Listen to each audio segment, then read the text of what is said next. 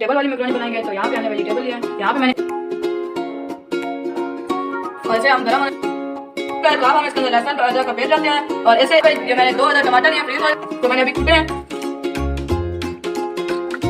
अभी हम इसके अंदर डालेंगे काली मिर्च और नमक, डाल देते हैं गाजर, आलू,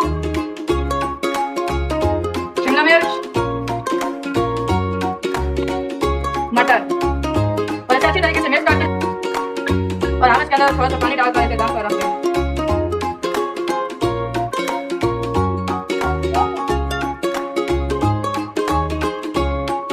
सोया सॉस और चिली सॉस